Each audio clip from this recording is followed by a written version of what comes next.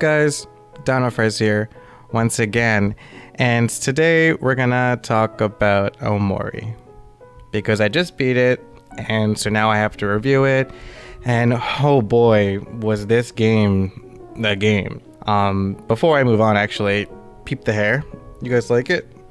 I'm like a mix between the It's So Fluffy girl from Despicable Me and Aki from Chainsaw Man, and also I feel like I always need a kombucha in my hands now, or else it doesn't make any sense. I mean, they're delicious though, my gosh. Okay, anyways, Omori kicked my ass, okay? Because this game is more than a game, it was an experience. And it was beautiful and tragic and gut-wrenching and yet a believable tale.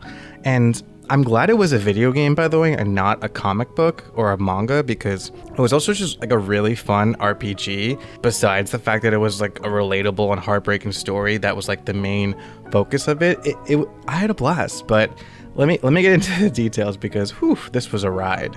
Okay, let's start off with this art style. It was adorable. And actually low-key gorgeous at times, especially when it came to the battles. So like the game is like, it's like half hand-drawn and like half like pixelated graphics. In the overworld, it's mostly pixels. And so like the real world, there's like the real world and the dream world. So the real world is like quaint, but like the dream world has like really cool settings. So you have Otherworld, Sweetheart's Castle, Last Resort, Humphrey, Orange Oasis, and then the battles and the cutscenes too, but the battles, so they're hand drawn, and bro, they're so good.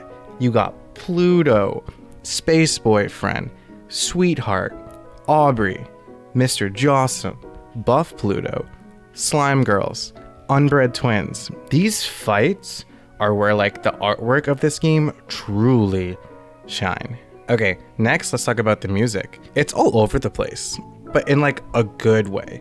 So sometimes the vibe is super eerie, and it actually had to I had to lower the volume on my Steam Deck, which is where I played the game, obviously. By the way, it's fucking perfect to play on that, just letting you know.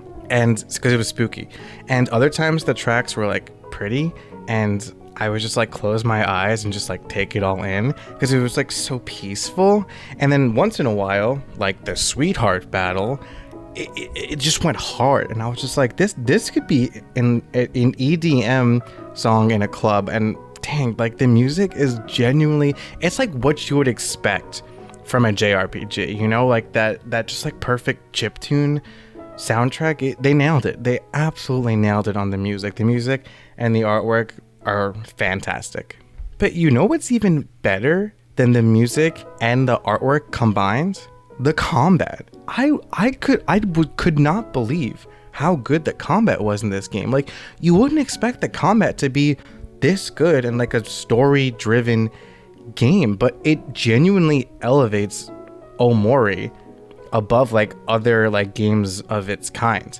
I'm not even exaggerating. I mean, comparing it to Undertale and Deltarune, which are, in my opinion, are like the gold standard of these types of games, this is better. Like, this is better than both of them combined. I mean, geez. So you have these like, it's like there's like an emotion system. There's 3 statuses that have buffs and debuffs associated with them. There's happy, there's sad, and there's angry. So happy friends and enemies get more luck and speed but lower hit rate. Sad ones have higher defense but lower speed, and then some damage is taken from their mana pool instead of health. And then angry friends and enemies have increased attack but decreased defense. And like on top of that, happy beats angry, angry beats sad, and sad beats angry. And then like it also, like, the others are not very effective against, you get it.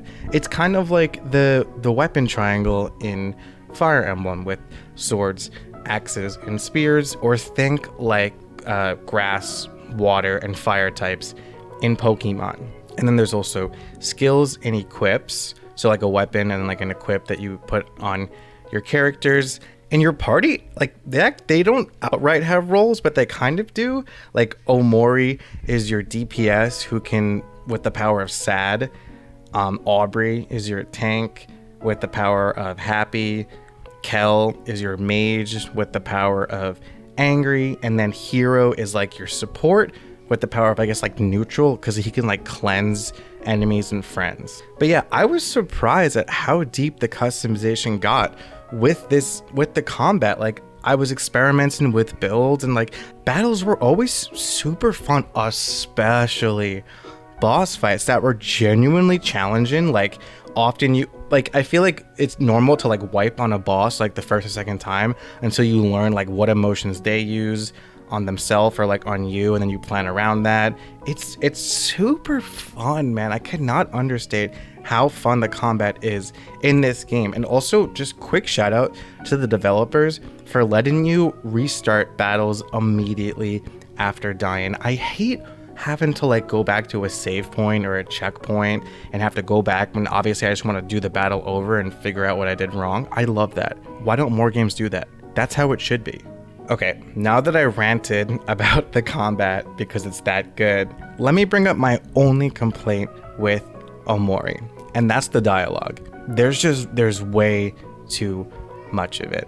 And I know that's natural for these types of games, but I do believe that the developers could have like cut the dialogue by like a third or even half. I mean, like, I know, again, like this is like what these kinds of like RPGs in general, they have dialogue, but especially like these kinds of JRPGs, you know, like the Earthbound ones, there's a lot of dialogue. And don't get me wrong, like a lot of it's important. Even the parts that aren't important are still like charming or funny. Like, there was a lot of funny times, but there was also a lot of like, oh my gosh, they kind of like, the characters kind of like repeat what they say a lot, like once or even twice, sometimes even 3 times. It's kind of just like, okay, like I get it, like I get this is what happened, or they tell you what to do and it's like I can see what I have to do right there. Like, there's only one door, I'm gonna go through it. Obviously this game's not made for kids. I mean, there's graphic stuff in here. Like, if a little mind played this game, that little mind is fucked. So it's just too much. But that's my only complaint with that's like my only big complaint with the game. All right, let's talk about the meat and potatoes now. The story. Let me break it down for you. So you play as Omori. So you're Omori, but also you're you. So I'll just refer to you as Matt because that's what I name my character. That's me. Hi, I'm Matt. So you switch between playing as Omori in the dream world and then you in the real world. So like the real world parts they're kind of boring, actually. There's not like really good combat and stuff. It's kind of just a lot of dialogue, and I mean, it's important to the story, and creepy stuff does happen in the real world, but the dream world is where it's at. Okay, being in the dream world is such a blast, man, and like it kind of blew me off guard. It kind of caught me off guard that how big the settings, like the locations, felt, because I don't know, you would expect a game like this for everything to be kind of small, but every place you come across really feels like grand. Like, it feels like an adventure that you're on. So basically, like, you come across these different locations, and basically you're looking for letters to complete the Hangman puzzle, which are scattered across both the dream world and the real world. Also, by the way, the real names are, I think, Headspace, and Headspace is dream world, Faraway Town is the real world, but I just refer to it as such. But yeah, the stories, like the side quests and the characters you meet along your journey, they're so entertaining. Like, there's rarely a dull moment, and you learn more about the main characters, which is your main party of 4 people: Omori, Aubrey, Kel, and Hero, as well as Marie and Basil, because you're looking for Basil basically along with these. So you're looking for these letters, but the game is like you're looking for Basil, but you're really looking for the letters. And so like things will be chill and fun. You're just going on an adventure with your friends, and then suddenly creepy shit happens, and it's like horrifying, and you're not sure what's going on. You, the player, no one's really sure what's going on. And then like it starts to get towards the end and your jaw drops. Like, the ending comes and you're just like, holy shit. And like, I kind of had a hunch of like what was going on, but not what actually happened. And I felt like it was kind of perfect. The way like they drip fed you what actually happened to Marie and Basil and Omori / Matt. Again, Matt equals me. It was perfect. Like the way they drip fed it through photographs, it was perfect. It really got me. And I got the good ending, by the way. I wish there was a boss fight, like a big boss fight at the end. There sort of was, but like not really. Like you didn't use your levels and your equips and your skills in the end, which I kind of have qualms about, but it's okay.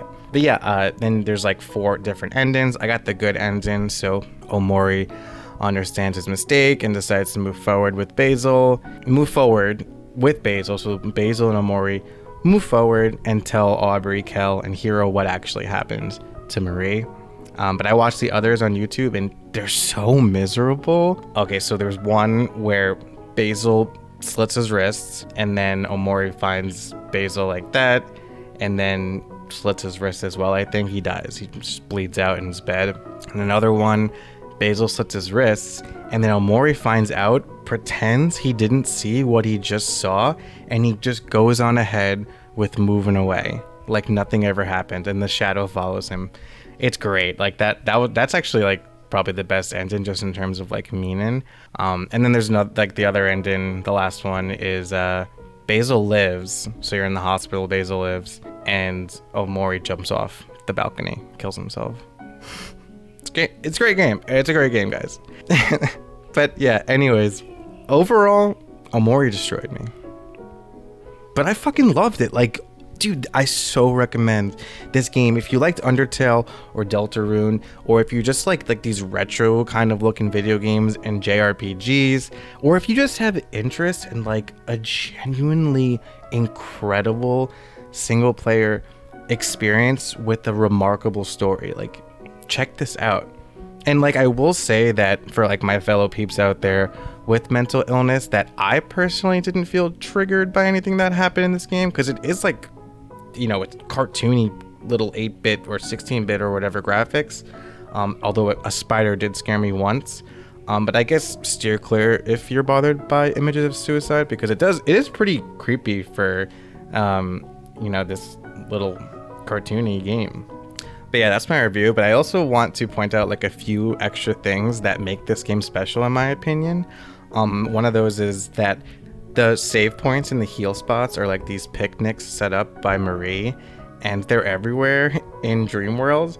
And like Omori, I guess like it's his headspace, right? So he like Marie's his sanctuary, and she's everywhere you go. And it's just funny because like you'll be in a dungeon and there's Marie with a picnic, and she's like, "Hey bro, like I got your back, like I'm here too in this dungeon."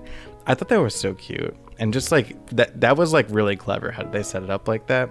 Another thing was that I thought it was phenomenal how the game connected the past and the present. Like you're playing, you're like, oh, we're just having fun, like, but then you go to the real world, the future, the present, I mean, and you're like, why is everyone so mad at each other? Like, what happened to the friend group? Like we were all good. And then you find out Marie hung herself, and you're like, okay, but like that's not like her. And then you realize it was Omori who accidentally killed his older sister, and how it was Basil's idea to frame it as a suicide. And just fuck, dude, I just like everything really made sense in that moment, and I just felt like they really wrote this story well. And like, you know, that's why Omori closed himself from the rest of the world, and why Basil was tormented, and why Kel is like, what the hell is going on? What happened to us? Why Aubrey found new friends and is so angry, and then like just have poor Hiro who like went away to college and just lost the love of his life, man. It's awful.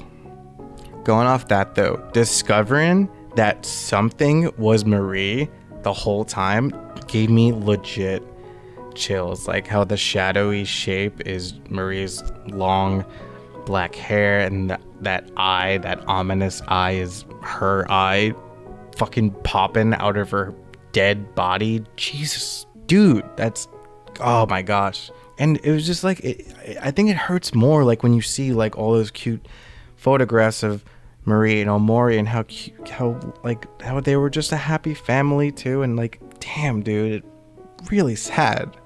But anyway, I know I'm just rambling now. I could continue to ramble, but this video will probably be longer than it needs to be. You get the gist of why this game is so good and why I highly recommend it.